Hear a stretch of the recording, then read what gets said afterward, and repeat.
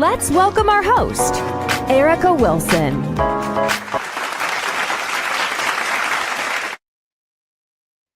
Oh, excuse me. Hold on a second. Thank you all for tuning in with us. I'm coming and I'm here. How about that? Welcome, welcome, welcome. Guys, welcome to It Had to Happen TV. Tonight, we're peeling back the layers of leadership to find the core of true character. We are joined by the Ryan Montgomery to discuss a heavy but necessary truth: no reward, all purpose. We're talking about those moments when you are forced to make a tough decision, one that serves the greater good and helps others, even when there is absolutely no return or reward for yourself. So let's get into it. Let me go ahead and introduce my guest for tonight. Let me introduce to some and present to others the heavyweight Ryan Montgomery. Welcome, welcome, welcome. I We can go. hear you. You're on mute. There we go. Good evening. Good evening. Great evening. How are you? Good. Good. did Ready you to have like some that? fun tonight. Did you like that welcome? I appreciate that. I don't know about the great part, but I'll take it. I'll take it.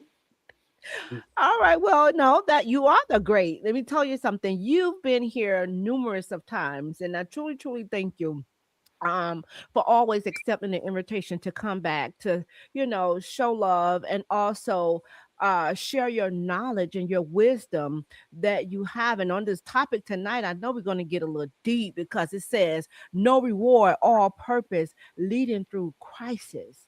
So my thing is, how could you lead as a man and you're not healed? Truthfully, um, I think it's mainly about just having purpose first. Um, you know what I'm saying? I struggle with it a lot going through my teenage years and then my early on adult years and everything like that. And I tried to use athletics and stuff like that to pretty much shield myself from reality, not accept what was really going on. And then honestly, when ball was over, when college was over, and reality started setting in, I struggled even more than I could have imagined. And so, but I had a purpose. And I had a goal that I wanted to accomplish. So, at the age I'm at now, uh, I think I can say that I'm probably starting to begin the process of healing, but it's definitely been a long journey to get to where I'm at right now. And that's not just for a man though. That goes for all of us. Because as being in leadership, do you think we are fully healed? No, no, because you take so many punches and you get hit from those so many different angles, pulled at so many different angles. No, I don't. I don't. Because you sometimes depending on what the situation is, you put yourself in those shoes of those that you're trying to help out, and sometimes it triggers memories. Sometimes it affects you more than you think, and it can put you in a place that you don't want to be in without even having that experience yourself. You know what I'm saying? Mm. So the healing part, again, I think the healing part comes in understanding what your purpose and what your goal is in regard to whatever you're doing. Because we all go through rough days and everything like that, but you got to find that one thing or those two things, whatever, to keep you going.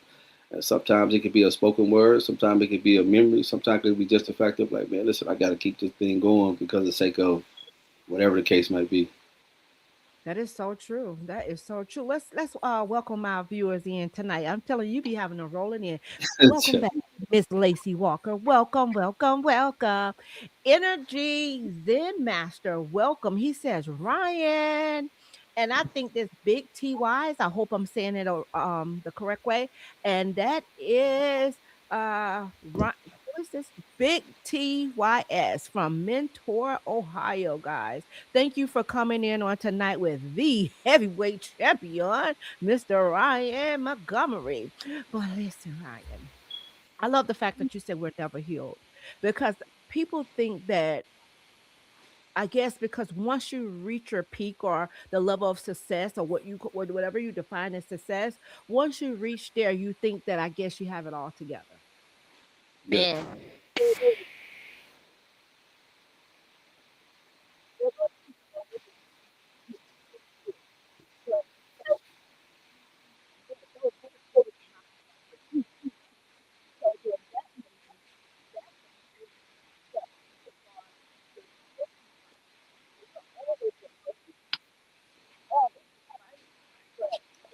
And there's no reward, all purpose. You know your purpose.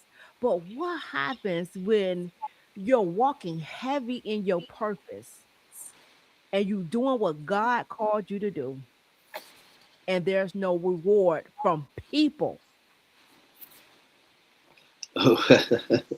um, you know, we all want a pat on the back. You know, we all want to understand and realize that we're doing the right things in regard to whatever it is, working on the job, being a father, being a brother, being a sibling, anything like that. So when there is no reward, it does get frustrating. When you don't see the fruits of your labor, it does get frustrating. It does get disheartening. It does make you rethink what you're doing. You know what I'm saying? Are you doing it the right way and everything like that? But I think that one of the main things you have to have in that sense right there, you got to have a strong support system. Have to. Is, you know, because at the end of the day, you're going to have to lean on somebody to keep you encouraged. You know, you can write as many encouraging notes and sticky notes on the mirror in the bathroom, on the wall in your bedroom, in a book that you might read, anything like that. But you need that second, third voice of somebody that you actually value, somebody that you actually lean on them for advice and everything like that. Will give you the raw and uncut, whatever it is. You got to lean on them for that encouragement. And it's not really to say, okay, you're doing it the right way. It could be a sense of, man, it's gonna be okay. Just keep going. Yeah. You know what I'm saying? Um, so that I think that's a strong support system and an understanding of, you know, it's not gonna always go your way is key. That's good. And the guy on the show last night, Mr. Searcy, he said last night, like, really, you really don't have anybody. You know, you have people to come around at that particular time when everything is going good. But I've noticed in these last couple of years, you have people that will attach themselves to you, but when you're in need, where are they? Like they can call you for everything. You could be everything. God, here's another. I was just talking to my mother about this in the kitchen. Here's the thing: you have people that will call you, and they'll dump all their stuff on you, or call to just ask you questions. And once they get what they want, they're out. How do you deal with that? Like how do you deal with that? Again, you got to find out the true ones that are in your corner. Uh, and life teaches you that. You know what I'm saying? Whatever, through whatever trial or tribulation, whatever success or failure that you have, you know what I'm saying, you'll be able to peel back the layers of who is going to really be in your corner. Who's going to give you that true feedback that you need. Who's going to love you when nobody else is around. You know what I'm saying? Who's going to actually check in on you. You know what I'm saying?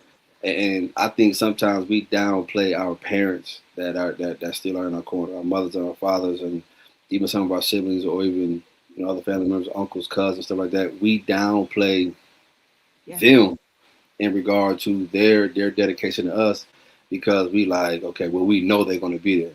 But are you sure? Mhm. You know what I'm saying? Because there's some parents out there, there's some siblings and cousins and whatever the case might be, that'll leave you by the wayside. But uh, and for some reason, I think in some instances we value, as you would say, outside the house voices more than do we value inside the house voices. You Mhm. know, that's a social media thing for nowadays for the young people. But I really don't understand that because I'll take heed to the people that I've been rocking with since, you know, middle school, high school, and some people in undergrad as far as college, more than a stranger around the corner. You know what I mean? Because they're going to see me for the successful person that I am. You know, this guy that I am now. They don't understand what I went through in the ninth, 10th grade. They don't understand what I went through my sophomore year in college and my second child was born. Well, they don't understand none of that stuff. All they see is, oh, well, you know, you're doing well. Yeah, I'm smiling now. You know what I mean? But a couple of years ago, You know what I'm saying? I didn't know what a smile was. So, Mm, um, understanding your circle for real and stop downplaying those that have been there with you. Just mm, because you think it's normal and it's the same thing over and over and over, but don't downplay those people because they there through thick and thin, blood or not. I don't really, you know what I'm saying, blood thicker than water and all that stuff like that. But don't never downplay the people that are there for you, good, bad, and ugly. yeah. But see, we get it twisted though. She said, Kimberly said the right now. That is so true. But my thing is, we get it kind of twisted because they show up every now and then. You know what I'm saying? And they show up with like a caring heart. But my thing is when you really in that in the gutter, I want to say, I'm gonna get a little hood. When you're really in the gutter, who's really there? You understand? I want to have people in my circle that could pick me up in the spirit, like I do others, right?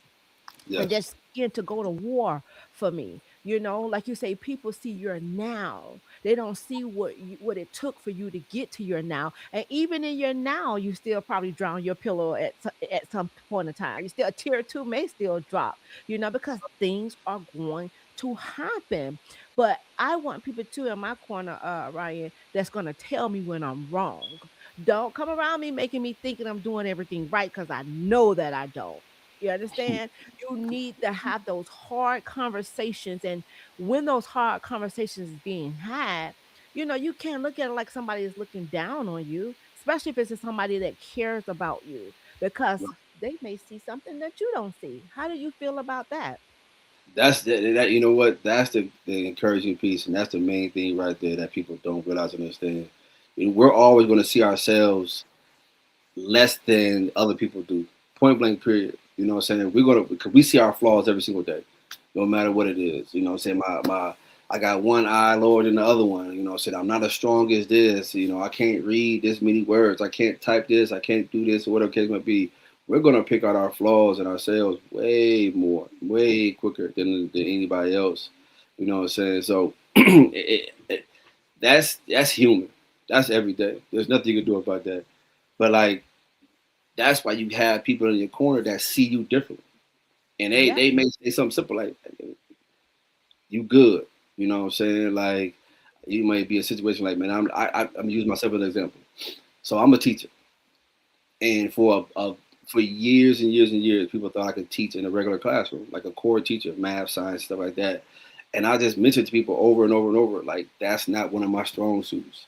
Standing in front of young Mhm. people and giving that kind of instruction isn't one of my strong suits. But then everybody's like, well, you work so well with the youth, and you know what I'm saying, you do this so well, and you have classroom management, so on and so forth. Yeah, but I understand my flaw because I may have classroom management. I may be able to stand in front of certain people, but to see a young person failing my class, so to speak, and then I have to keep going, I can't handle that.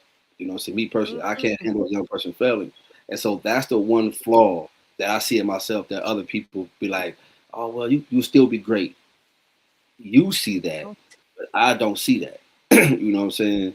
And I'm pretty sure everybody on this call and everybody that's watching could pretty much pick out something that their friends have mentioned to them over and over and over and over that they should do or try. And it's like, man, listen, I don't see myself being successful in that particular situation, so I'm not going to test it out. And the wow. the the the, the pro and the con to that is they may be actually to test something out that could help you, step out your comfort zone. You know what I'm saying? Because I did being a teacher was something that I never thought I would be, but Mm. within stepping outside your comfort zone and trying something new, you may be able to try to find something that could really, for real, fulfill your heart, fulfill your passion, and fulfill your desire. You know what I'm saying? As long as it's positive, obviously. But like, um, just gotta be careful and understand what people are pouring into you, because some people Mhm. can pour that nice, clean, good water into you. Some people can pour that good oil in you. As far as bad vinegar, bad oil, and be in a situation you don't want to be in. That is so true. And that's really big of you. So that's two kind of catch 22 because the thing about it is, like you said, maybe they see something in you and trying to propel it out you, you know, to push it out of you. But the thing is, too, you don't want to like really go into anyone's life if you can't really help them. And that's Right, how if I can't help you, I sure as heck don't want to hurt you, you know. right, So if it's something that I feel like you know what your flaw is, right? And if you know what your flaw is and you still go on to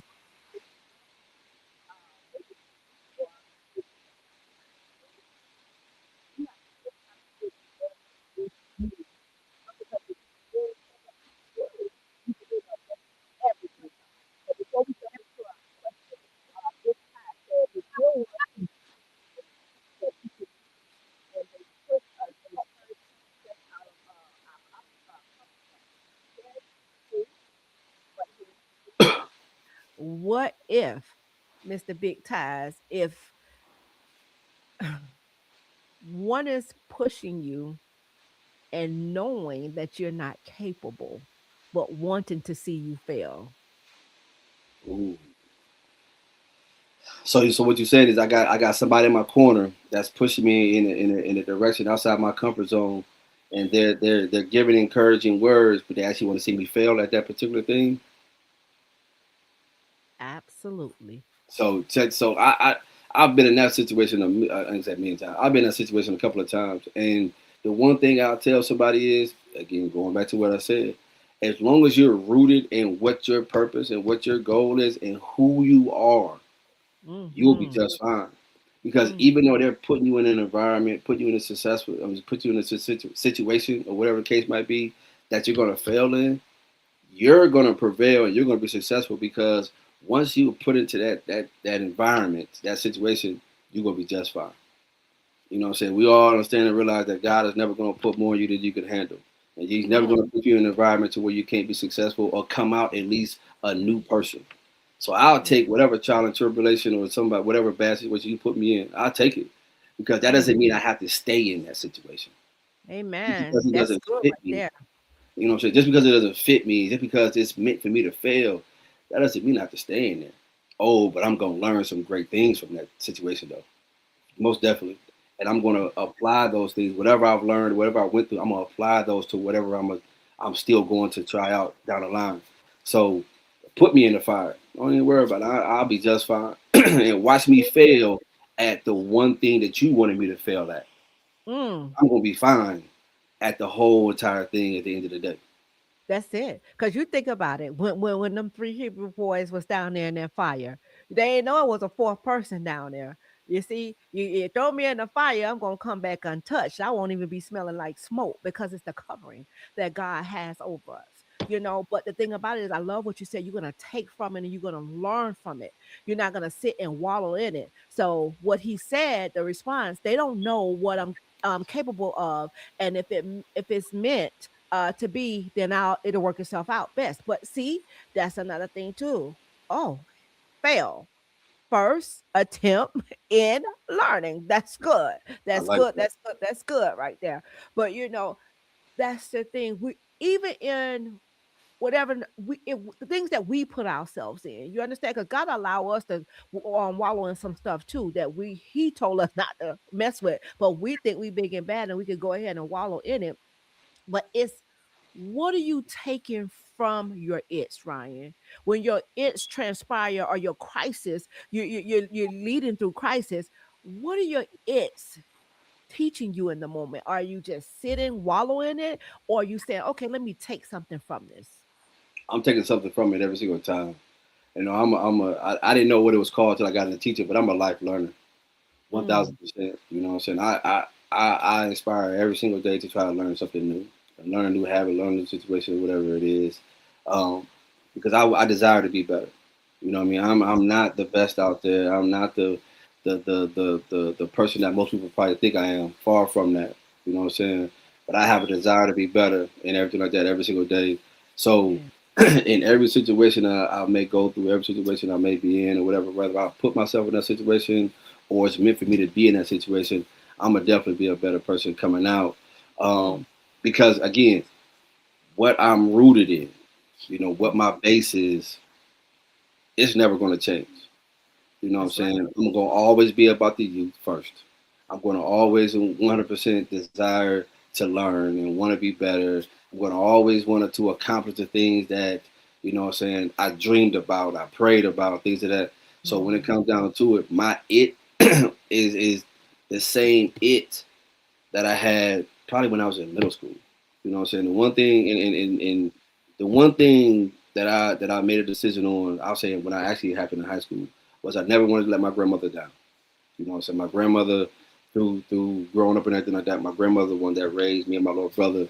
And so even though she's long gone, passed on, everything like that, I never want to let my grandmother down in any aspect. Whatever that looks like, I never want to let her down. So as I walk through these journeys and put these footprints in these sands and everything like that, that's the only thing I think about. That's it. Mm, am I waking up and doing something that I spoke into existence to the mm, ability that I can, to where she won't be an embarrassment. I mean, she won't be embarrassed by whatever my end goal is, and like that. And then also, you know what I'm saying, when I have conversations with my mom, my dad, you know what I'm saying, it's a wonderful thing to just hear how proud they are of where I was to where I am now. They may yes. not say it verbatim, but the thing about it is, it's cool to sit there and rub elbows with my mom, my dad, and they're understanding that even though they let me go off and fed me to the wolves in a sense, I haven't fallen to the wayside. That Mm, that right there, I'm cool, because that means I'm still rooted in whatever I spoke into existence when I was 12, 13, 14 years old. That it was something small. Those small things that I spoke about. We all have big dreams. right. Kept mine simple in regard to what I really, really, truly wanted to accomplish, and it was something basic. I just wanted to be somebody that made an impact. Period. That's it. Wow. that was it. I just wanted things to be different in my city, in my neighborhood, in my family, so on and so forth. I wanted to be somebody of impact. Point blank. Period. The rest of it, hey man, I'll take it. But as long as I have that right there, and I'm still doing that, I'm cool. Wow. I'm sitting up here in awe because as you saying that, I wonder how many other men feel that way.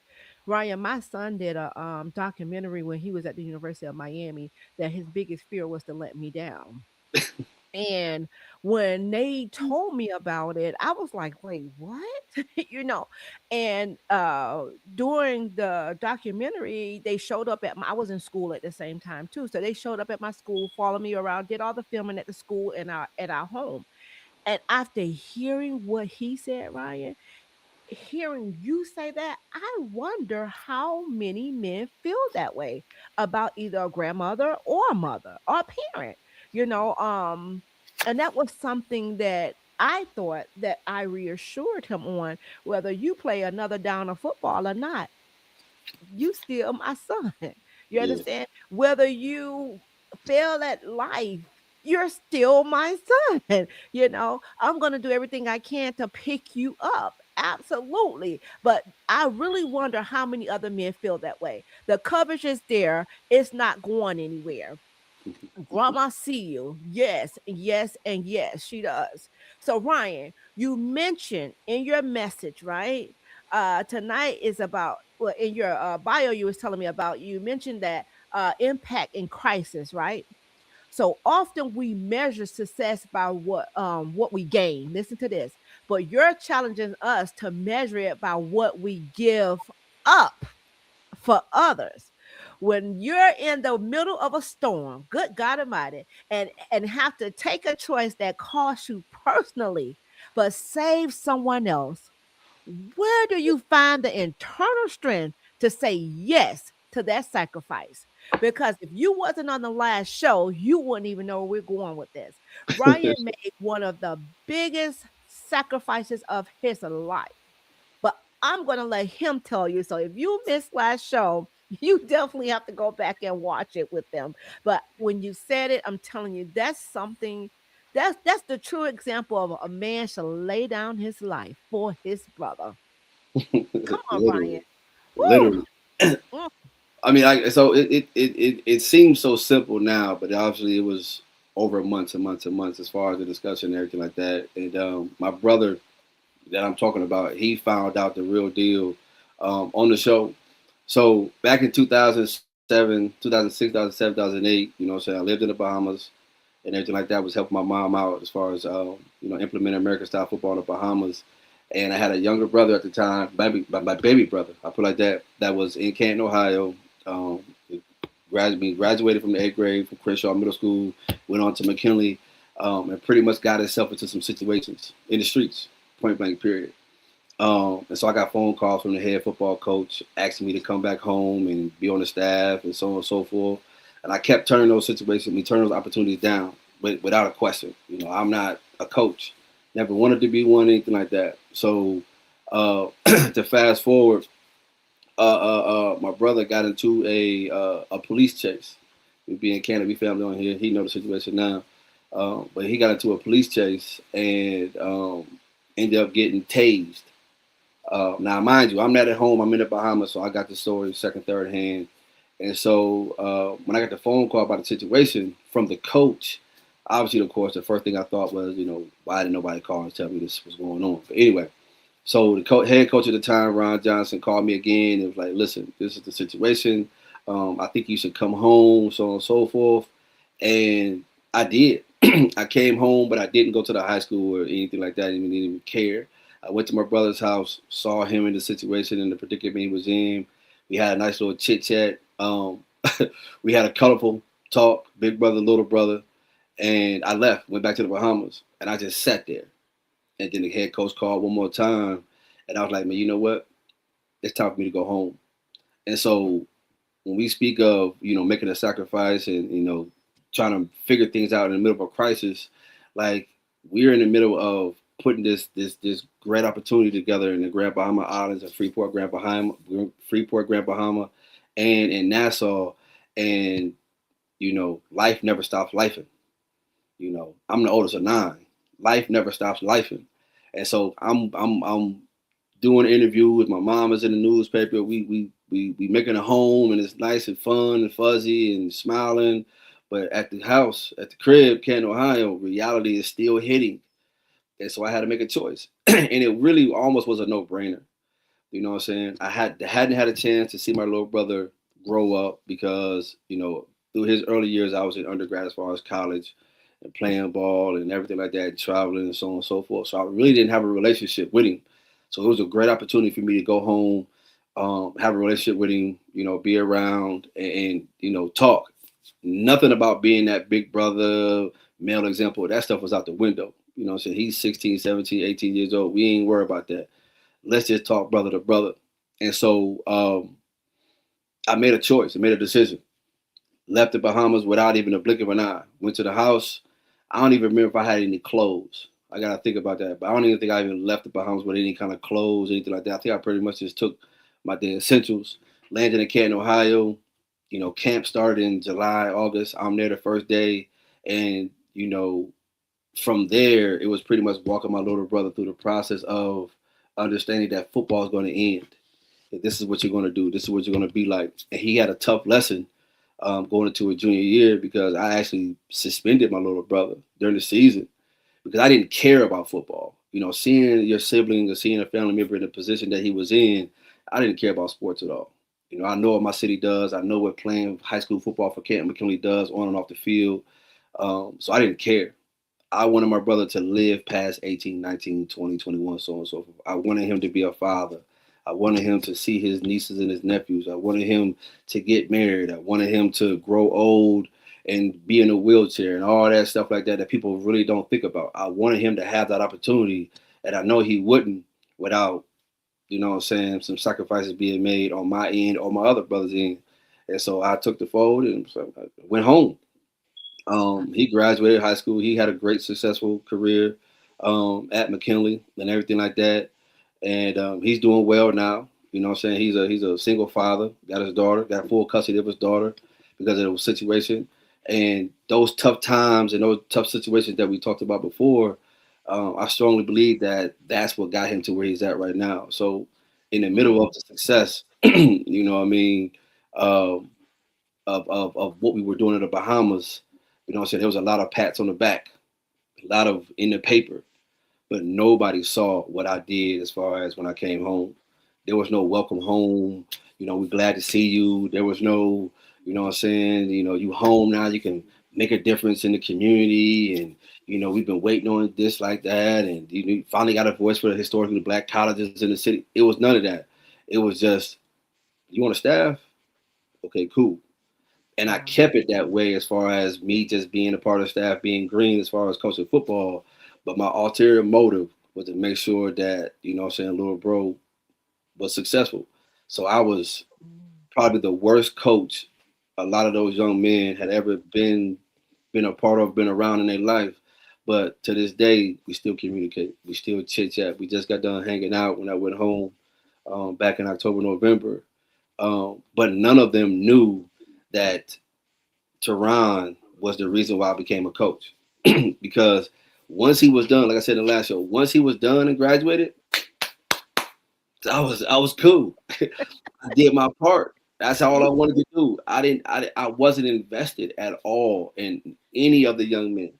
I wasn't invested in Canton, Ohio. I wasn't invested in Camp McKinley. I wasn't invested in anything but him. Period. Like I didn't care. You know what I'm saying? I had my own sibling to worry about. And I had a daughter at the time too. So I had these two individuals that I was trying to, see because I've been gone. So I Right. was trying to, build a relationship with these two. And so there was a lot of sacrifices. So when you talk about, the crisis and the applause and everything like that, like probably that's one of the main reasons why I really don't care about rewards and applause and stuff like that because like I made a choice for the betterment of my family, not the Mm-hmm. betterment of my own name and my brand or whatever. Like man, I didn't. If all would have went the way I wanted to, Teron Montgomery would have graduated from Camp McKinley High School 2011, 2012. I can't remember which year he graduated. And Ryan Montgomery been back in the Bahamas, feet up, sipping margaritas and in the ocean. You know what I Right. mean? Like for real, because that was my only goal, my only desire at all. But then I Yeah. had a conversation with some of the young men that I had coached that were under him, and they pretty much, let me know, like, listen, you don't see yourself as we see you. This is how we see you.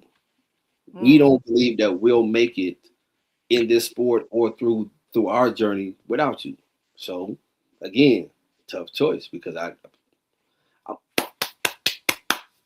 good luck, y'all. And that's how it was for real. But, some odd, 10, 15 years later, here I am still doing the same thing with the same love, same passion. See, it had to happen. It had to happen. And I had cut a piece of your segment from last show, and I wanted to show because you talked about how, and I'm bringing this up, it's a little off topic, but it's on topic. However, this clip that I cut, let me tell you something. God, He works in mysterious ways because I don't know if you know that I did. I talked to you about the new program that I just started with the Hear It, looks like Her It. And in that segment, you don't even realize what you said. So I'm gonna play it for you. And this was just confirmation that I know that I was on to something because you got to know that sometimes you kind of second guess yourself when you see slow motion, as I can say. I'll say slow motion. I ain't gonna say no motion, but I'll say slow motion. But when I saw this clip, I didn't even realize. Good God Almighty! And we're in a series now where it's called Unsilence, right? And it Mm. says He speaks, she heals. But in this piece that you spoke on, you were talking about the youth. So I'm gonna go ahead and play it right now because I just said, you know what, I had to play it tonight, and I couldn't do anything but smile, and a couple of tears ran down my face because sometimes when you're doing things, you want to hear job well done. It's not like I'm looking for what I give, but you still want to hear that job well done. You Right. understand what I'm saying? You do want to hear that, but watch this piece really quick. You're gonna take heed to it because it's verbiage. You know what I'm saying? When people try to sit there and make it seem like, hey, you can ignore certain things, you really can't because you're gonna hear it. You may not pay attention to it, may not take heed to it, but you're gonna hear it. So only thing you can really do is silence it. And there's no action, there's nothing you can do. Just understand what's important to you. Um, so Mm. what would I say to that? You heard what you said twice. You used hear it and you use silence. And this was I'm tearing up now. Mm, God, yes, Lord. To me, that spoke volumes, even though you were not even speaking on the mission God has given me. But it's just to hear that soon as we started the series, Ryan. You spoke it, and it's HER. It's like it Right. looks like her it, but it's hear it. And a lot of times when we're going through the crisis, you understand? We go into that silent mode because we don't want people to know. We may be embarrassed, or we may be, I don't know, I say just embarrassed of the situation, and we go into silence. But you broke that silence and you went there to save your, well, I'm gonna put it like this: God used you to save your brother's life. What happens if that person that called you that day, good God Almighty, stayed silent? So I don't know. You know what I'm saying? Obviously, of course, I don't want to think about that. But what I will say is, you know, time pretty much shows you everything. No matter what. And unfortunately, the young man that my brother was with that particular night, he's in prison now. You know what I'm Wow. saying? And he's doing a long, long, long sentence. And that's my brother's man, 100 grand. And some of his other friends that he was associated with, they've been in and out of prison or been locked up in the county jail and stuff like that. So, um, you know what I'm saying? I I sometimes think about that, or thought about that in regard to what the alternative would have been if Coach Johnson did give me that phone call and extend that opportunity. If I did leave early or, before he graduated, what would have happened? Um, you know what I'm saying? But truth be told, that wasn't going to happen. You know what I'm saying? I had it made up in my mind.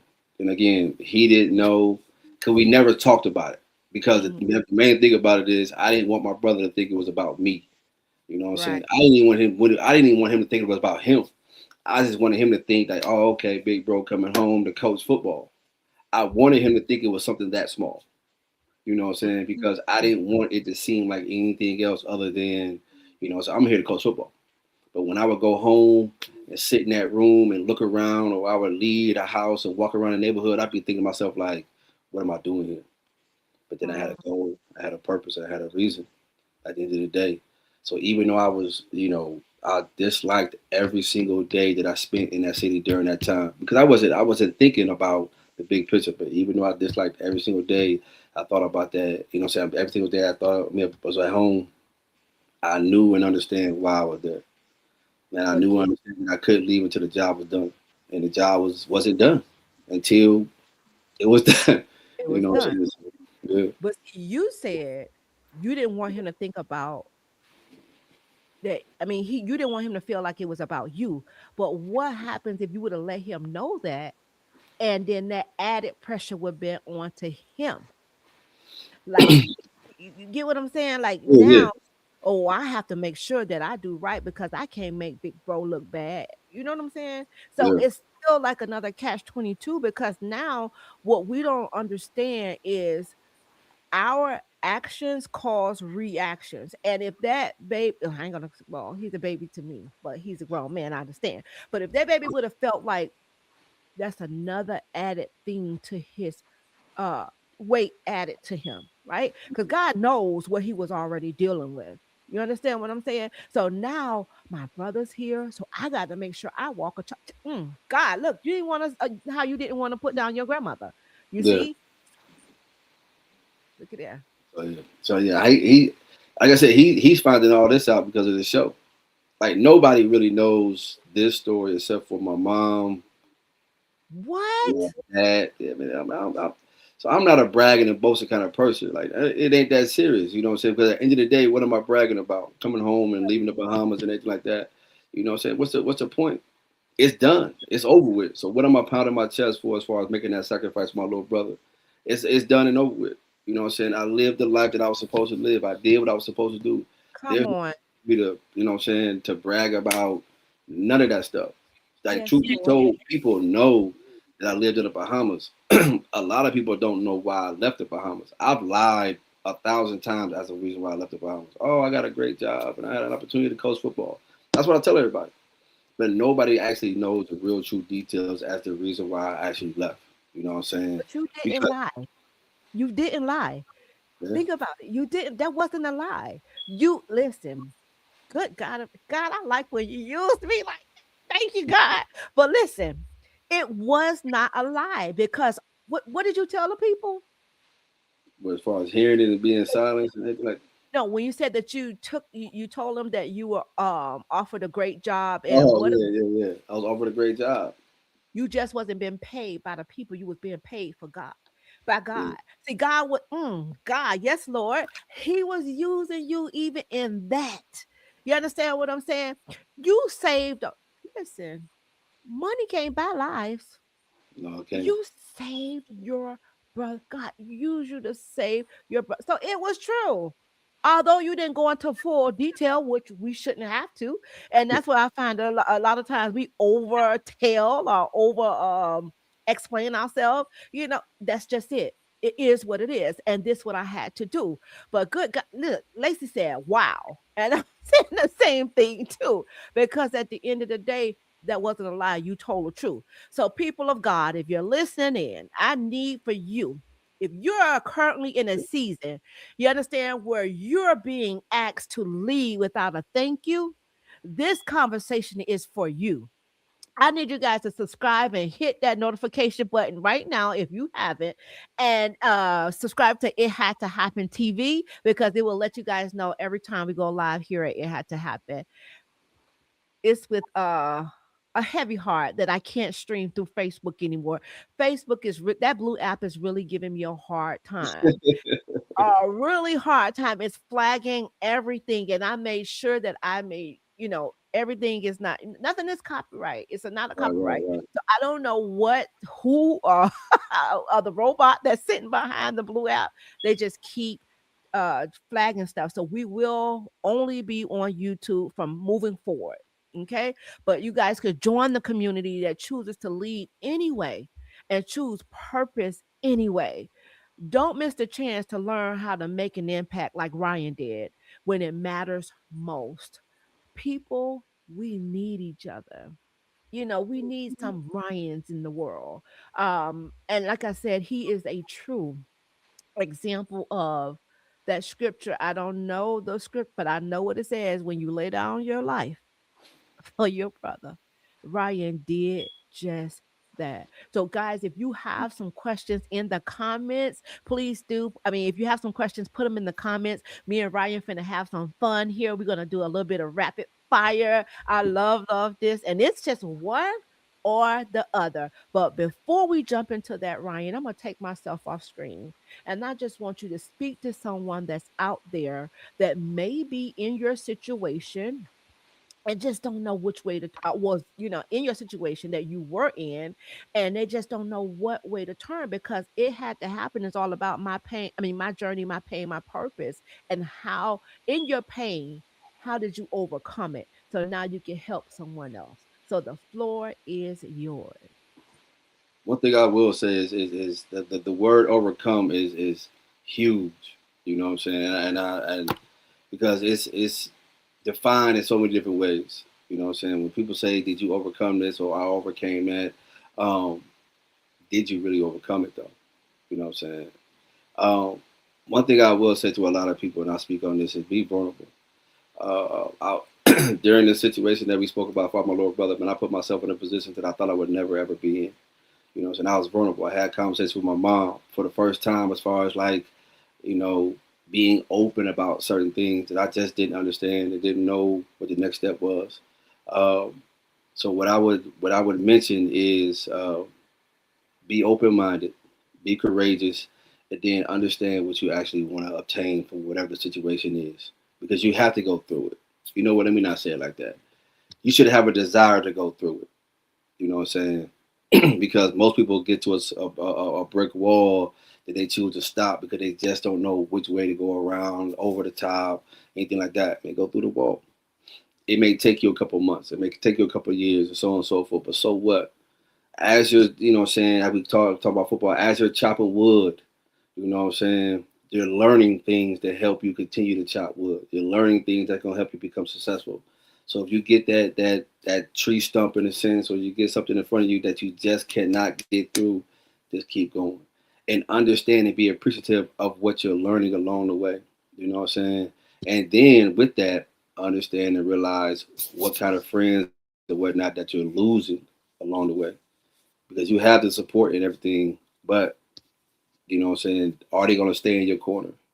Do they love you? Do they care about you? Do they want you to be successful? You know what I'm saying? So I don't want to take the floor too long because I know our time is short. But the main thing is, man, just keep pushing. You know what I'm saying? Keep praying and keep understanding that there is light at the end of the tunnel, and keep God. Wait, you're frozen. I You're am. talking, we hear you, but you're stuck in one position. Oh wow, that's scary. That is. Because I'm like, we hear him, but his mouth is not moving. Oh my God, the devil is a liar. I, I'm not sure what mm, happened. Maybe if y'all can hear me, I'm good. I don't know. I'm not sure what happened. yeah, but I need this to be right. I'm sorry. I'm No, sorry. don't be. Is your Let me take you out and then bring you back in. Please do. Uh, bear with us as we try to get this taken care of. Are you there? I'm here. See, now you're not on the screen at all. That is strange. Did you hit something? Mm-mm. I ain't touch anything. Oh, it just kicked him out. So, guys, while we wait for him, I just really want you guys to take in consideration everything Ryan said here. Because as many of us have loved ones, friends, or whoever it may be that we're tied to and connected to, I want you to ask yourself this: will you lay down your life for your brother or your sister? And that's just a figure of speech. It could be your child, it could be your brother, it could be your sister, it could be your mom or whoever it may be. Where do you find yourself in Ryan's testimony on tonight? Because it is Testify Tuesday, and he did just that. And I didn't know the depths of it until tonight, what he had did for his brother. And I can say he never disappoints when he come on this show. Never, ever, ever, ever. That is one young man that is full of so much wisdom and knowledge. And I just thank him every time he come. He never ever misses a beat. But we're gonna go ahead and go to commercial really quick. I'll see you guys back soon. I would like you to hit the like button at the beginning because every time you hit the like button, you are letting YouTube know that what you are seeing and hearing is edifying for you so it can be shared with others. That's why hitting the like button is so important.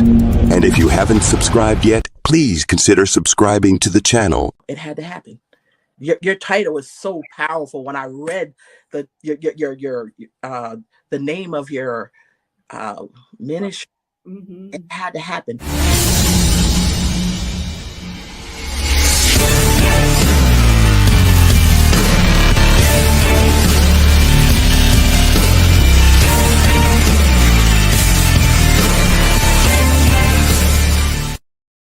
So, guys, if you have not hit that subscribe button as of yet, please do go ahead and hit that subscribe button as well as the notification button. It will let you guys know every time your girl go live here at It Had to Happen. And we have our heavyweight back in the building.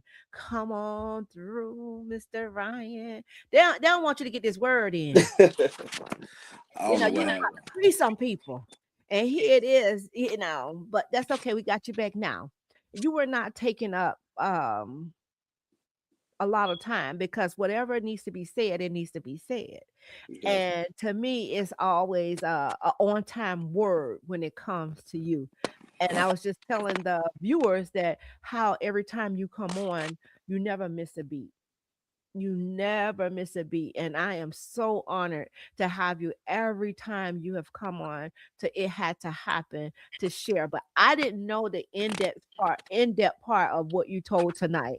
So that makes me really that heavyweight. Yeah. Yeah. Yeah. Yeah. Yeah. I mean, yeah. it again, like we all have a reason for you know what I'm saying, what we do. No matter, doing the podcast, working a regular job, whether it's paying the bills or whatever it is, what I'm saying, we jump started, we got into it for whatever reason it might be. And truthfully, that's my reason, what I'm saying, for what I do. What I mean, outside of the fact that I never want a young person to experience anything that I experienced during the recruiting process as far as an athlete, what I'm saying, I never want anybody to go through what my little brother did. That's that's my hidden agenda. Like, seriously, because I never say it like that. I always say I never want another young person to experience what I experienced. But I never use my brother as the example. I always make it seem like my lifestyle was rough. My lifestyle was hard, and I didn't have what I wanted, and I didn't do this, and so on and so forth. Because, like, what am I? First of all, I don't need everybody knowing about my kinfolk and what they went through. You know what I'm saying? But at the same time, you know what I'm saying, everybody has a sob story. Like we say in coaching, you know what I'm saying? Don't tell me about the labor pains, show me the baby. Because nobody cares what you're going through. Like, truth be told, and I say this to any young person that's going through something in life right now. At the end of the day, majority of the time, man, your coach, your teacher, your principal, your admin, your mentor, your trainer, your whatever, they don't care. They really, really don't. As much as they say, oh, I'm gonna treat this young person as my son, treat this young person as my daughter, so on and so forth, they lying 9 times out of 10. For the Because time being. for real. Because as soon as something happens, as soon as you have a trial, as soon as you have a hurdle that you got to go over, and you go to them and you try to talk to them and try to figure out what the next step is, it's always, let me get back to you. It's going to be okay. Keep pushing. Don't worry about it. Whatever they might say to you. You know what I'm saying? And that's why I tell people all the time, man, I don't see myself as a coach. Even young men call me Coach Montgomery and everything like that, man. I never do, because the thing about it is, my coaches were faithful to me. I still talk to the ones that are still living to this day. It ain't that many like that, though. You know what I'm saying? No. Because a lot of coaches, young, middle age, or however you want to look at it, they out for self.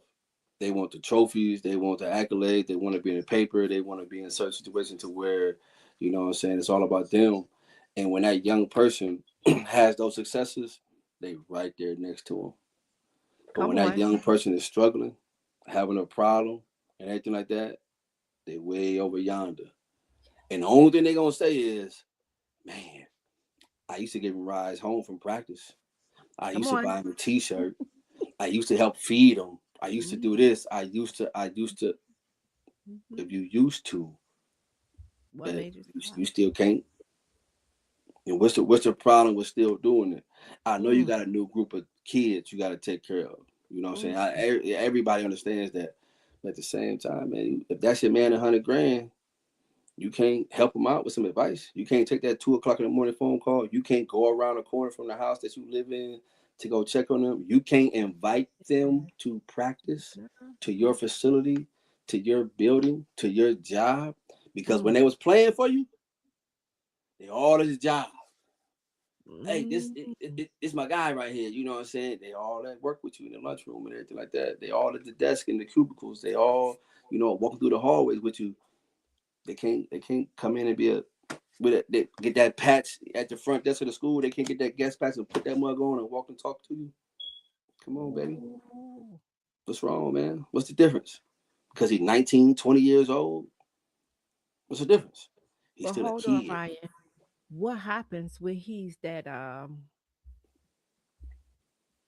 grown man done been to the NFL and done made he's first round pick and he done made the millions and this I'm sitting here and I say this is how God, you too much. Listen, you are too much.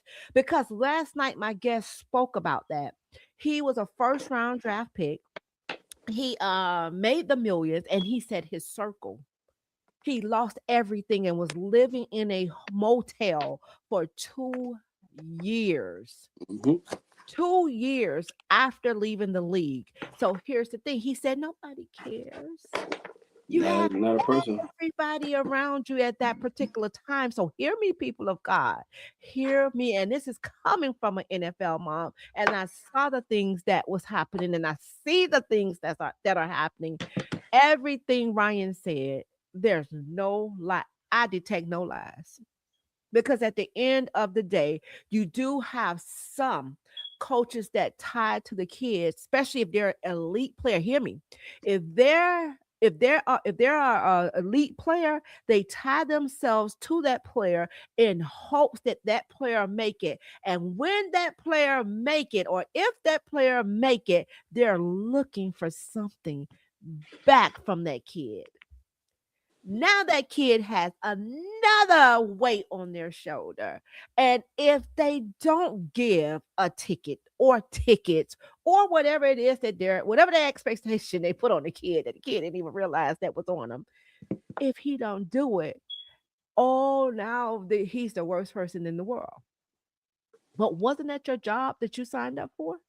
You signed up to pour into these children. And if they make it, they don't owe you nada, nothing. And People don't that's see the it that way. hard part. You know, we got dog it, we right, Ryan.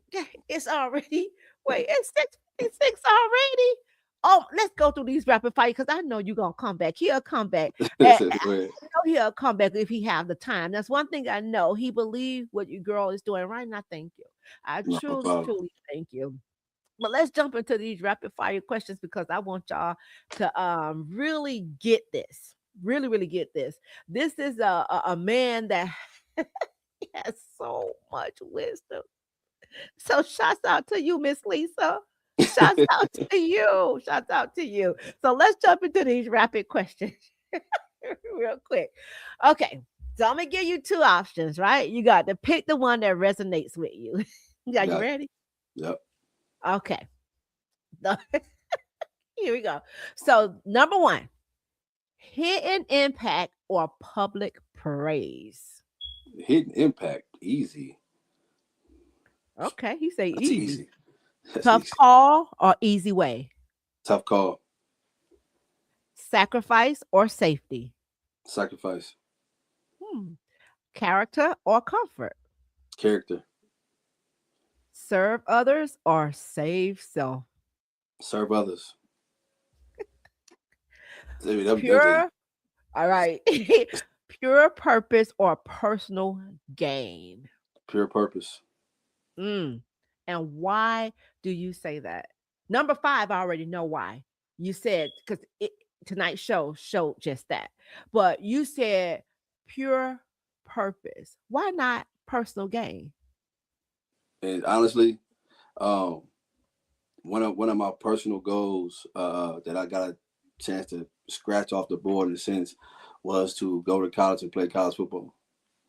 You know what I'm saying? So that was cool. That's enough. You know, everybody has a dream of going to the NFL or whatever. But like after that, it was more so about like once I found out what I kept speaking into existence. As far as I wanted to leave Canton, I wanted to see something different, and so Mm, I didn't realize and understand that it wasn't about me that was kept saying that. I was saying that because I wanted the young people that was behind me to see the same things, to experience the same things, that had opportunity to leave, you know what I'm saying, Stark County, to leave Northeast Ohio, and just see something different. You know what I mean? And I took pride. I still take pride here in Kentucky where I'm at. I take pride and I get excited when young men and young ladies get an opportunity to go to college outside the state because that plane, that bus is going to travel a different highway that you ain't never ever traveled before.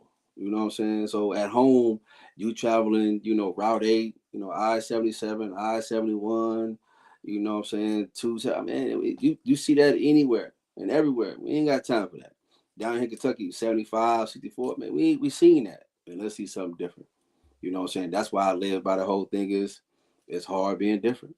It's hard yeah. being different. And so I that's it. I just wanted you to see the different stuff. You know what I mean?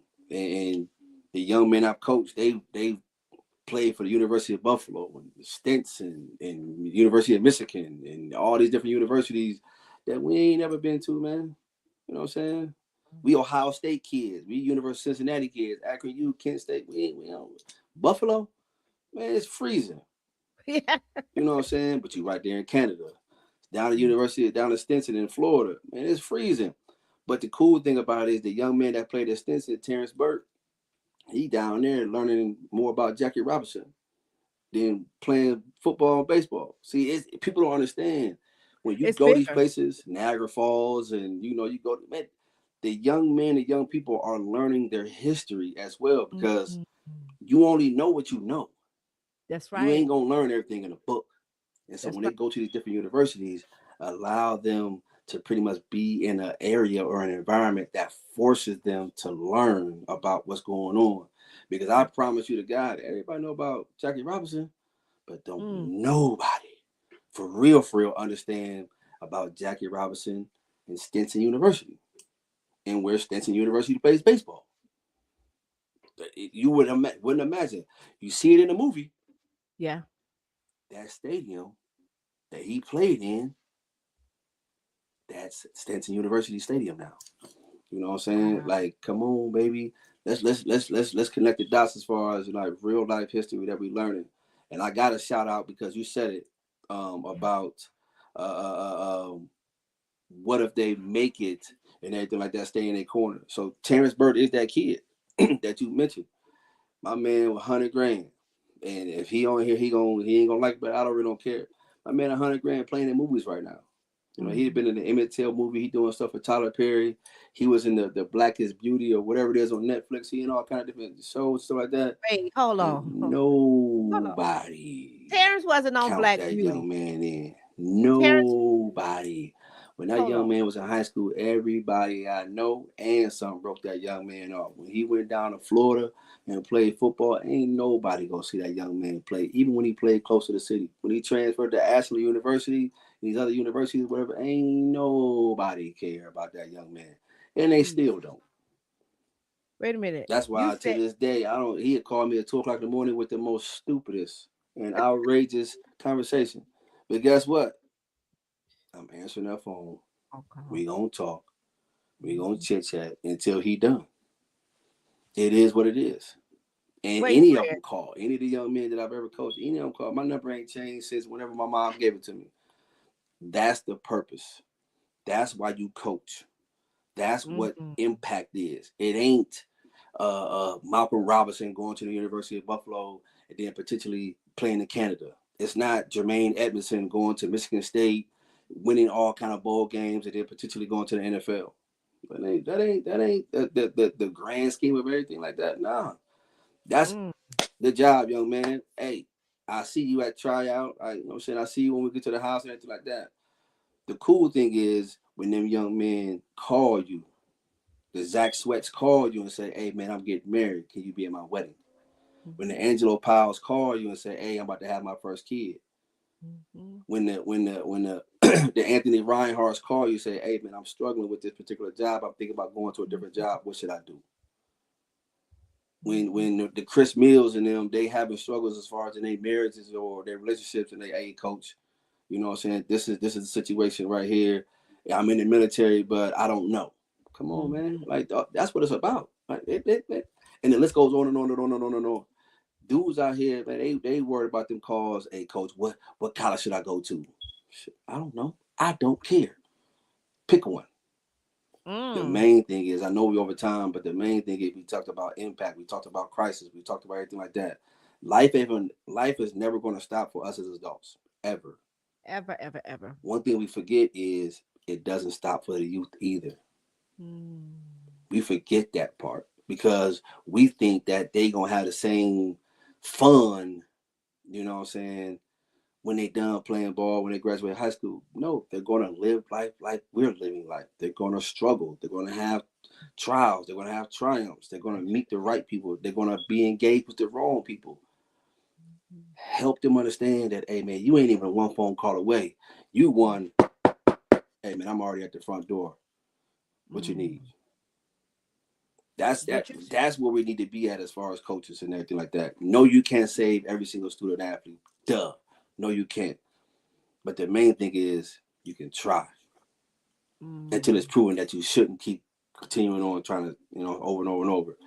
But the ones that you rock with the most, and this my personal thing, and I'm on a tangent and whatever. People need to understand sacrifices and crisis. The ones that you rock with the most, and everything like that, those are the ones that should be your pillars. Those are the ones that, you know what I'm saying, you should use as examples. Because you can ask the Malcolm Robinsons, the Zach Sweats, the Anthony Reinhardts, the Teron Montgomerys, the Terrence Burts, and the list goes on and on. I call them dudes at the drop of a hat. Hey man, I got a kid I need to talk to. FaceTime and all. I got a kid I need to talk to. What's going on with him, coach? He not doing the right things as a receiver? Nah, I ain't worried about that part, man. He ain't doing the right things as far as life. Because every single one of the young men that I've coached, they all have different pathways. They all come from different households. You know what I'm saying? But they have one thing in common, the brotherhood that we built years and years ago. So since I know their stories, if I run into another young man that is just like them, because we all know history don't do nothing but repeat itself. It don't do nothing but repeat itself. So the main thing about it is, as we go on through this coaching journey, I'm gonna run into another Teron Montgomery, you know what I'm saying, Thaddeus Tyson, Alex Parton. I'm gonna run into another one. Yeah. Get my phone out, call them. I ain't mean to go over time, but that's what we forget. You know what I'm saying? And there's nothing wrong with having those relationships with those young people, as long as you're doing it the right way. You ain't doing something silly. But and there's nothing wrong with having no relationship, because if you can, it's like being a big uncle, man. Like, and that's the thing that most of these young men and young women, they don't have that big uncle, that big auntie no more. No. Give them one, because I've given numerous young people those guys' phone number and call him. Yeah. Call him, talk to him. But what they gonna? What do I say to him? I don't know. Candy conversation. Talk to him, because what you're going through in today's time, I can't relate. He can. I can't relate to what you're going through. I can understand. I can see it. You know what I'm saying? You got your first kid. You got a girlfriend. She cheated on you. You cheat on your girl. You know. I relate to that. But I don't. I can't relate to some of the emotional stuff that's going on with you, because I don't know nothing about that during this time. So here's a young person that is dealing with the same thing or has dealt with the same thing. Talk to them. I'm still here, but talk to them and then get back to me. Let me know if I can help out in any kind of way. And I ain't mean to go on a tangent, but you talked about, you know, saying crisis and no reward and everything like that. I got one trophy from a parent, as far as, you know, the best coach or something like that. She gave me a keychain. The family, the mother and the father gave me a keychain. And, you know what I'm saying, when they gave it to me, honestly, I didn't know what to do.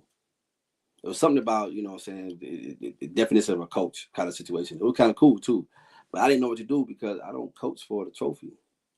I got plenty of them in my dad's basement. You know what I mean? So the trophy aspect of it, to me personally, if there's men and women out there that are coaching for the trophy, that means you was trash when you was in middle school and high school. You weren't successful at all. Well, Lacey said that if you serve in your purpose, the game will come to you. And that is that's nothing but the truth. That is nothing but the truth.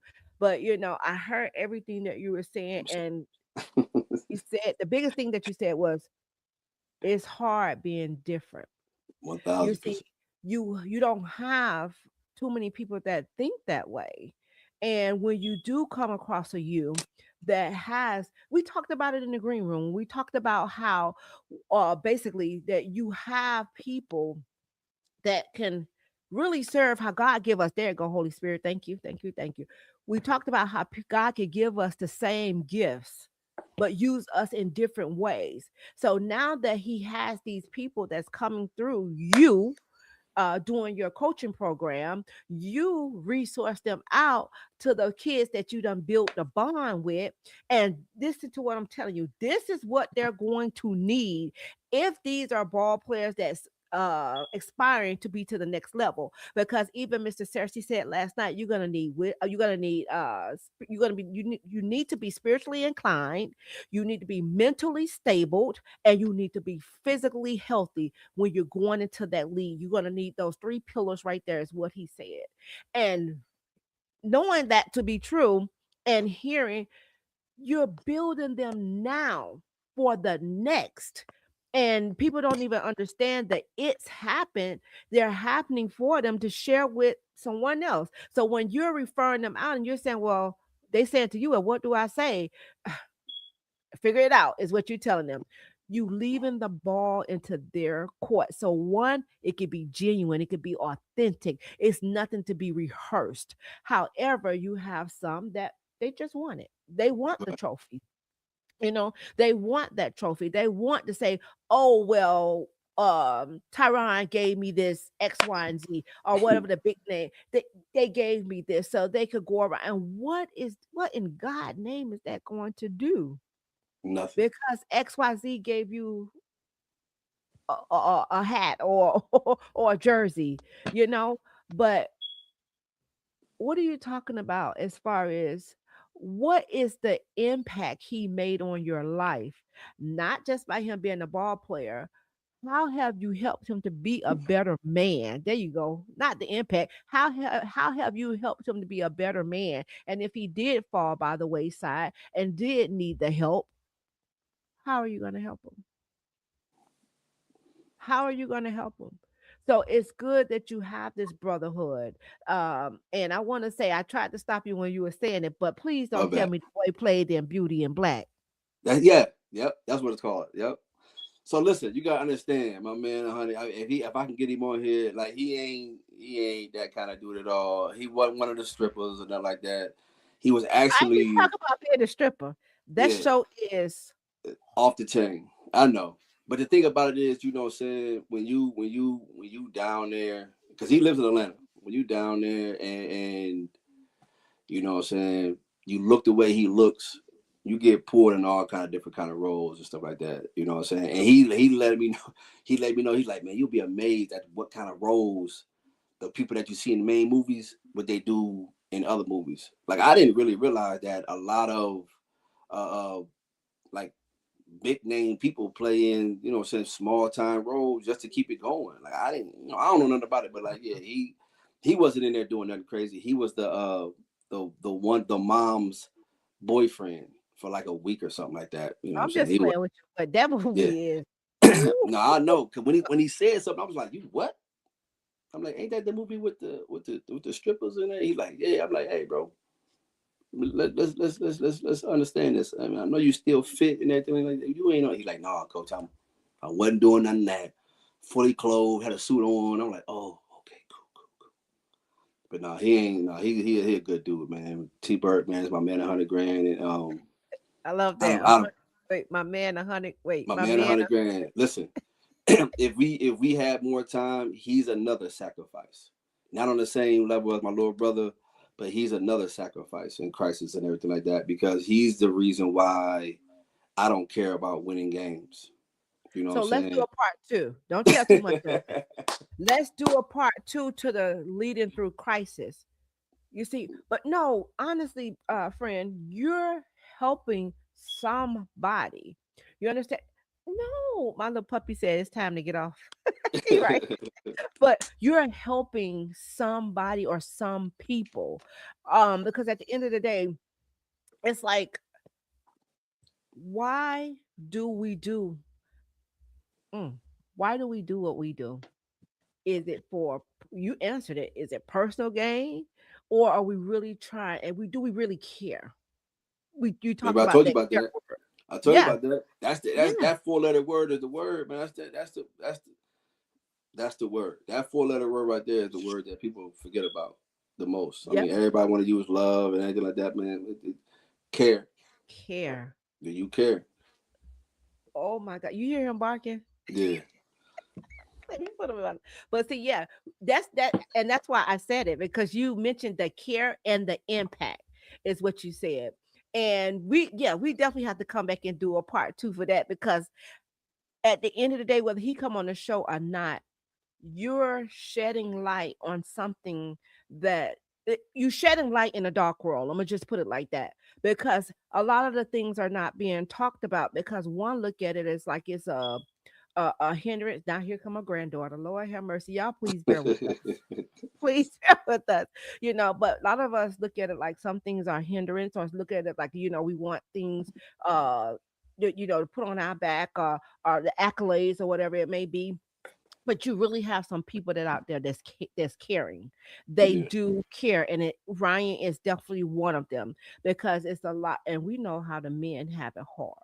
Yeah, I mean, you guys have it hard. And I heard another young man who was on my show before, he even spoke about, once you turn 18, who cares about you as a man? That's hard to hear, because I have two. I have to. So that's very, very hard to hear. But we definitely have to bring you back, Ryan. Sit down, Lambo.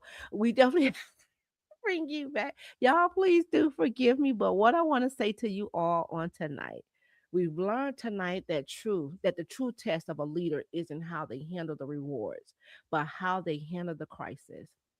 And guys, Ryan has challenged us to make the tough decisions that help others, even y'all, even when we walk away with nothing but the knowledge that we did the right thing. Oh, that right there in itself, to know that you walked away doing the right thing, that's enough for me. I don't know about you. But Ryan, thank you. Thank you No so, problem. so very much for coming on tonight, and sharing your wisdom with us all. But guys, until next time, remember, your impact is your legacy, even when it's invisible. We pray that you all have the most amazing night ever. And we pray that whatever Ryan spoke about here on tonight, it bless your soul.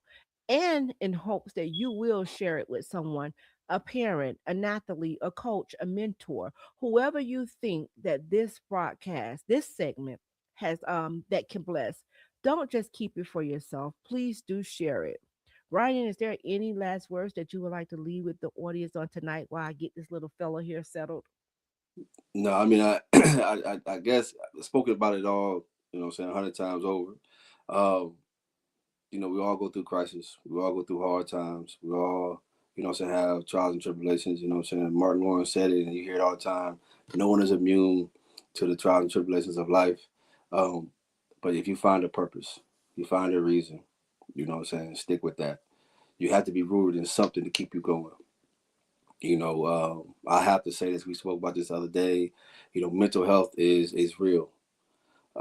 We've lost some young people, in the NFL and pro athletics due to mental health issues. Obviously, there's some people out here that have lost family members to that same thing as well. So please do whatever you can to check on your kinfolk. Check on the ones that you do love, you do care about. Because I'm not going to sit there and say check on the ones you care about, so on and so forth, because we all know and understand. You're going to send that one text message, send that one email, that one phone call, or whatever, and that be it. Once they say they're cool. So the ones that you truly, truly, 100% care about and love, check on them, because sometimes the person that they're depending on to give them that phone call and help them through whatever situation they're in, they're not there in that corner. You know what I'm saying? So you never know whose day you're gonna make better. You never know whose mind you're gonna change with that phone call, with that text message, or even that knock at the front door. I know long gone are the days of just popping up on people as far as their houses because everybody got a ring and everybody can see you coming. But so what? Who cares? You know what I'm saying? We all need help. We all need assistance. We all have good and bad days. And so if I can leave y'all with anything, um, do the best you can to be there for somebody. I'm not saying love somebody, anything like that. I'm not even gonna throw the carrot word in there yet, because sometimes you just don't have that kind of relationship. But the number one thing is just try to be there for somebody. You know what I'm saying? Um, and if you do know them or know of them, give them an encouraging word. Because I know, like myself, I look for that encouraging word from somewhere. You know what I'm saying? So to end this, um, be that light at the end of the tunnel. Period. Mhm. Wow. That's some good advice too. And I'm just going to add on to that. You say be there for someone if you just know them. What about that person that wronged you? Because It it's doesn't easy matter. to do it. I No, think no, though, like, and you know what's no, I funny? know it don't matter. But what I'm Yeah, saying is, it's easy to do it for somebody that you know and you care about. But can you do it for that person that you think wronged you? I could.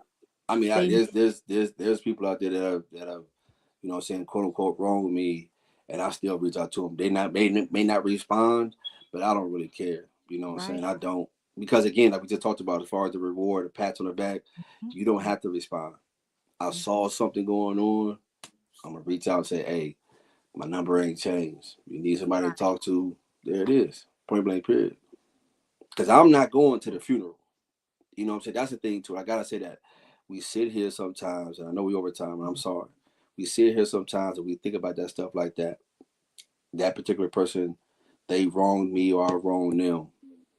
And then when it's time for them to go on to glory, whether it's their time or whether we felt it was too early, whatever the case might be, we're sitting there in the pew.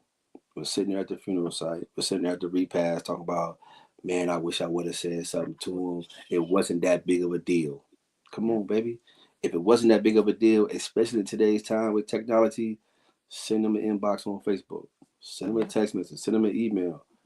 If they respond, they respond. If they don't, it doesn't matter. It shouldn't matter. They were on your heart. They were Yep. on your mind. Yep. Let them know that. Yep. That's good. But I said that because it's so hard for some to reach out to the person. It's easy to pray, like they say, it's easy to pray for the person that you care about. But what about the ones that have, like I said, that wronged you, or you think just pissed you off, or didn't show up for you when you thought they should show up, when they was already in their own, when life was lifing for them, and they couldn't show up for you, and you felt as though like, come on, Lambo, that's not nice, and they couldn't show up for you. But see, we again, I heard who was that? Oh gosh, what is his name? Not Fabulous, the other guy. Oh my gosh. But he basically said that we need to show empathy in the season, Oh, yeah. just because one can't do what we want them to do at that particular time. We need to show people empathy. We need to oh gosh. It's too much like right though, right? Yeah, of course, of course. That's because that's what God put us on this earth to do. But the thing about Yeah. it is, you know what I'm saying, we all still human. We all still make mistakes and do the thing that we feel is the right thing to do. Yeah. That's why, you know what I'm saying? That's why he gives us grace. That's it right there. Tomorrow, guys. Oh no, not tomorrow. Thursday. We have our Hear It series that's going on, and it is this. I'm telling you, it is so good. The Hear It season, it is He Speaks and She Heals. And tomorrow we've added a guest. I'm sorry, Thursday we've added a guest. And guys, I want you to meet me back here if you can at 6 p.m. He Speaks, She Heals Part 2. And we will have special guests Will Baker and Gregory McLeod with us. That is Thursday at 6 p.m. If you can, please do meet us back here. We would love to see you in the building. God is definitely doing a thing even with that, Ryan. And y'all lay around because the heavyweight will be back before us, I'm Yes. sure. Our heavyweight will be back before us. But Ryan, I'm telling you, again, I could keep thanking you, and thanking you because I truly want you to know how much this means to me that you show up when you can. And that's one of the things that you've never done to me, to tell me that you can and didn't show up. So I truly, truly, I value that. I cherish those moments, because at the end of the day, you can have one to tell you and then just don't show up. Get That's what right. they want and then just don't, do what they said that they were going to do. So thank you for being a man. That's all we have is our word, y'all. Your Right, word right. should be your bond at the end of the day. So thank you. No Thank you. Thank problem. you. And thank you to our viewers. Y'all, Brian be bringing the people in. See, that's when you know you're a heavy hitter, when you be bringing the people in the building. That's what I'm talking about. So shouts out to you, Miss Lacey. Who else we had on here tonight? My BFF, Marva. And we had Kimberly Harris. We had who else did we have? Big Ties. We had him in the building. Who else did we have? Energy Zen Master. All right. You know who that is? Mm-mm. He said Ryan.